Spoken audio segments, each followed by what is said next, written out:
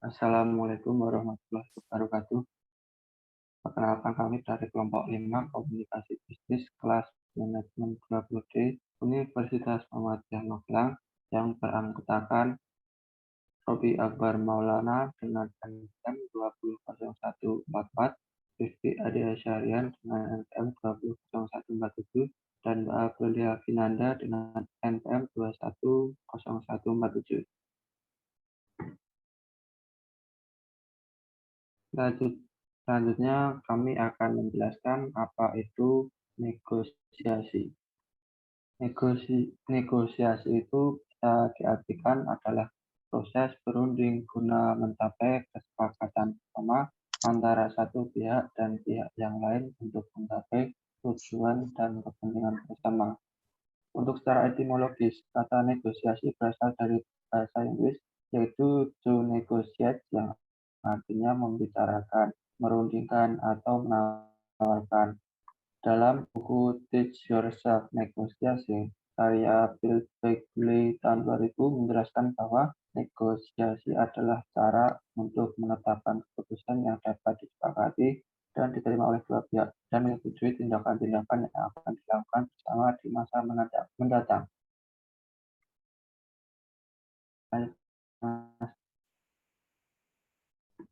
Selanjutnya ada tujuan negosiasi.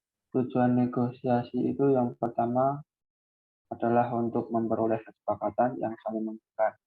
Dalam proses negosiasi, tujuan paling pertama adalah untuk mencapai kesepakatan bersama.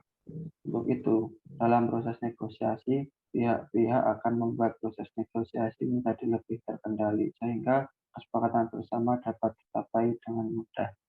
Yang kedua ada untuk menyelesaikan masalah atau konflik. Di dalam proses negosiasi, biasa atau lumrah jika terjadi konflik.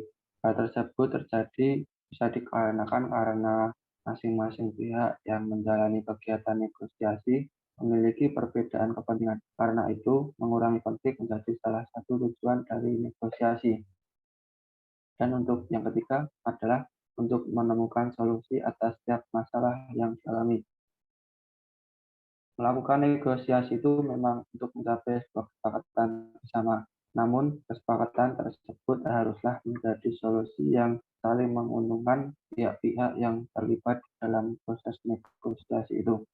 Itulah yang disebut dengan win-win solution. Artinya, kesepakatan bersama dan semua perbedaan sudah berada pada genggaman. Untuk slide selanjutnya akan dijelaskan oleh Mbak April. Selanjutnya ada jenis-jenis negosiasi. Kegiatan negosiasi dapat dibagi menjadi beberapa jenis. Berikut penjelasannya. Yang pertama, negosiasi berdasarkan situasi. Jenis negosiasi yang pertama dibedakan berdasarkan situasi yang terjadi, yaitu negosiasi formal dan negosiasi non-formal. Negosiasi formal adalah kegiatan negosiasi yang dilakukan dengan menempuh jalur hukum agar kesepakatan dapat diraih. Sedangkan negosiasi non-formal adalah kegiatan negosiasi yang bisa dilakukan tanpa memerlukan jalur hukum untuk mencapai kesepakatan.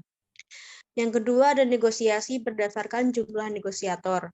Dalam jenis negosiasi ini, jumlah pihak yang terlibat sangat menentukan.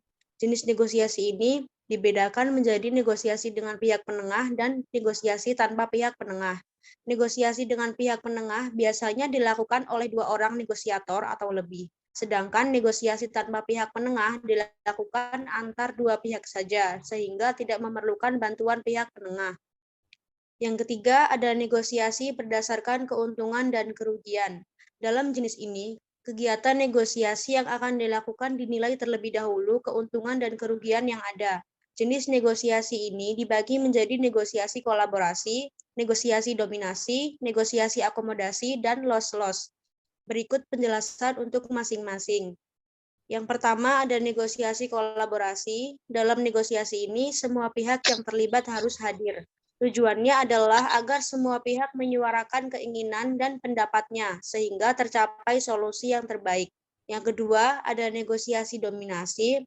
Sesuai dengan namanya, hasil dari negosiasi ini akan menguntungkan salah satu pihak saja. Sementara itu, pihak lainnya yang terlibat dalam negosiasi harus ikhlas karena tidak mendapat banyak keuntungan. Yang ketiga, ada negosiasi akomodasi. Dalam negosiasi akomodasi, seluruh pihak yang terlibat dalam negosiasi hanya mendapat sedikit keuntungan. Dan yang terakhir ada negosiasi loss-loss. Dalam negosiasi ini, tujuan yang ingin dicapai adalah menghentikan konflik. Artinya, negosiasi ini dilakukan untuk menghentikan konflik yang sedang terjadi maupun konflik yang baru. Sehingga, setiap pihak yang terlibat dalam negosiasi ini harus menggunakan kepala dingin dalam menyelesaikan masalah yang ada. Selanjutnya ada ciri-ciri negosiasi.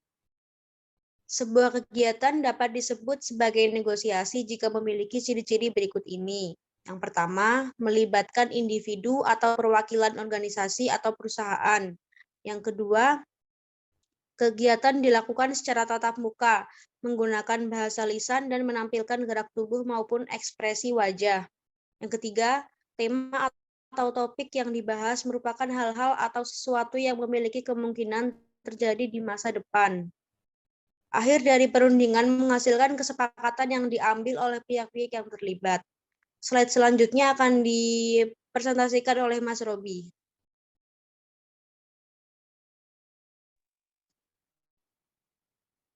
Baik, untuk slide selanjutnya yaitu fungsi negosiasi. Terdapat 4 fungsi negosiasi. Pertama, ya, fungsi dan tujuan negosiasi bukan hanya untuk menghindari terjadinya perselisihan saja, tapi juga memaksimalkan kesepakatan dengan hal positif. Hal ini karena kesepakatan yang telah dibuat dari negosiasi adalah mutlak sesuai dengan persetujuan seluruh pihak yang terlibat. Kecil kemungkinan adanya pihak yang masih belum puas atas kesepakatan tersebut. Berikut ini fungsi dan tujuan negosiasi yang perlu diketahui, terdapat 4. Pertama yaitu membuka kepentingan baru yang sama-sama dibutuhkan oleh pihak yang bersangkutan. Mencegah terjadinya konflik dari eskalasi peningkatan dengan menggunakan diplomasi yang preventif. Memaksimalkan komunikasi yang positif. Ketiga yaitu terciptanya kerjasama antar pihak, itu tujuannya tumbuhnya rasa saling mengerti dan memahami antar pihak. Banyak contoh kasus negosiasi sukses yang terjadi di Indonesia. Pertama yaitu negosiasi pemerintah Indonesia dengan Freeport. Pada Juli 2018 menjadi bulan yang manis untuk masyarakat Indonesia karena negosiasi antara pemerintah dan PT Freeport Indonesia akhirnya mencapai kesepakatan. Dalam kesepakatan itu, pemerintah berhak meminta penerimaan negara lebih besar secara agregat daripada yang diterima selama ini. Selain itu, pemerintah berhak atas divestasi saham Freeport sebesar 51% yang akan digunakan untuk kepentingan nasional. Kedua, yaitu contohnya negosiasi pemerintah Indonesia dengan pemerintah Singapura. Pada Februari 2022, pemerintah Indonesia melalui Menteri Keuangan Sri Mulyani Indrawati melakukan penandatangan amandemen persetujuan penghindaran pajak berganda atau biasa disebut P3B dengan Singapura. Penandatangan perjanjian ini yaitu bentuknya kerjasama strategis di bidang perpajakan, merupakan salah satu upaya menutup celah penghindaran. Sekian presentasi dari kelompok kami. Bila ada salah kata, mohon dimaafkan. Wassalamualaikum warahmatullahi wabarakatuh.